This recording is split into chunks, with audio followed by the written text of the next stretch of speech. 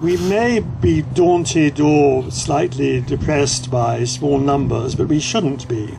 And I have in mind particularly two names which will be very familiar to you, but they are both, I think we can call them peace pioneers who have, alas, died this year. And one is Pat Arrowsmith, and the other is April Carter. Pat was better known, maybe notorious, and so she got her obituary in The Guardian. April did not, but they were together, very close together, back in the late 50s, setting up the Direct Action Committee, which morphed into the Committee of 100 with Michael Randall, and we owe it to them. We owe the Aldermaston March to them. I think it's often forgotten that was where it began. It began with Pat and Michael and April and others in that group organising the march from London to Aldermaston, the first one in 1958. And CND, I won't say took it over because there was a good relationship at the time between the two organisations, but CND enlarged it and so on. And from 1959 onwards, as we know, it has gone in the other direction. And it was very nice on the 50th anniversary of CND, when many of us here were probably sort of spread-eagled along the fence at Aldermaston. I think we wanted to form a human chain, not sure whether we quite managed. And Kate Hudson brought Pat along in a sort of a lap of triumph, stopping off at each gate. And Pat said some inspiring words, and then she moved on.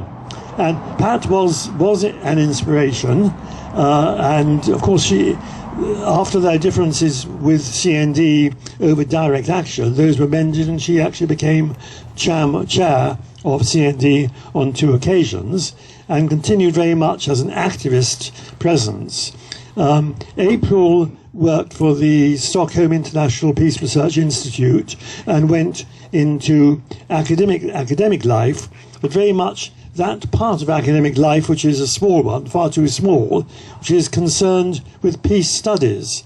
And she, over a period of 10 or 15 years, wrote a number of books and bibliographies on civilian defence, on people's power, on non-violent resistance, carrying over into the academic field what she, as an activist with Pat, had been so inspirational in promoting way back in the late 50s and early 60s.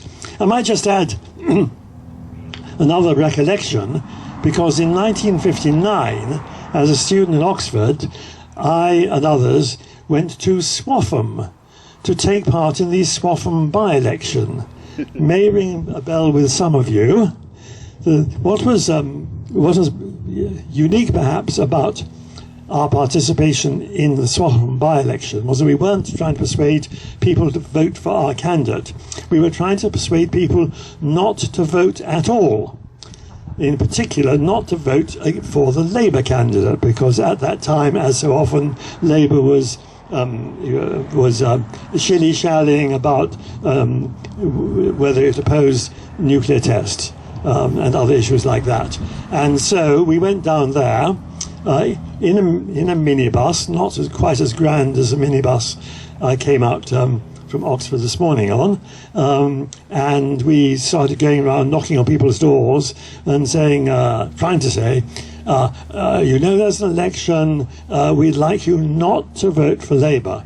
And I'm sorry to say that in many cases the answer was, oh thanks dear, we didn't know there was an election, but don't worry, we'll vote for Labour, don't worry at all.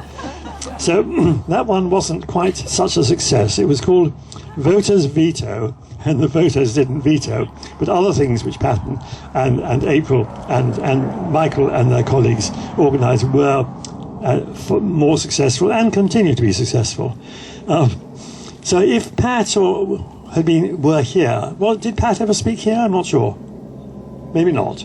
But if she were here in her youth, or younger years anyhow, I think she would be asking the question, what goes on over there? and she might try to answer the question by, if I dare say it, going over the wire. And April would have done it too. I just want to say a few more words about Pat Arrowsmith.